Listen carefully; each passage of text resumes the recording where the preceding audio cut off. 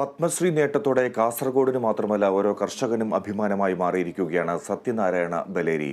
അപൂർവ ഇനം അന്യം നിന്നു പോകുന്നതുമായ നെൽവിത്തുകൾ ഉൽപ്പാദിപ്പിക്കുകയും സംരക്ഷിക്കുകയും ചെയ്താണ് അദ്ദേഹത്തെ പത്മശ്രീക്ക് അർഹനാക്കിയത്. 650 തരം നെൽവിത്തുകളാണ് സത്യനാരായണ ശേഖരിച്ച് സംരക്ഷിക്കുന്നത്. ഗ്രോ ബാഗിലാണ് ഇദ്ദേഹത്തിന്റെ നെൽകൃഷി. നെട്ടണികയിലെ കുന്നിൻ ചെരുവിൽ താമസിക്കുന്ന സത്യനാരായണയ്ക്ക് നെൽപ്പാടമില്ല. കവുങ്ങും റബ്ബറുമാണ് കൃഷി.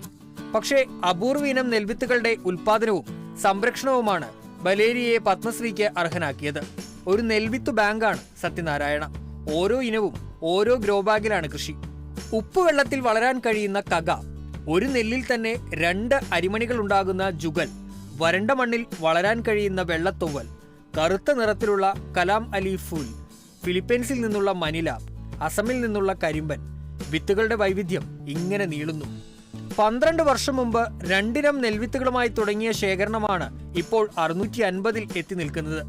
നേരത്തെ കേന്ദ്ര കൃഷി മന്ത്രാലയത്തിന്റെ പ്ലാന്റ് ജീനോം സേവിയർ അവാർഡും ഇദ്ദേഹത്തെ തേടിയെത്തിയിരുന്നു. Kerala vision news, Kasaragod.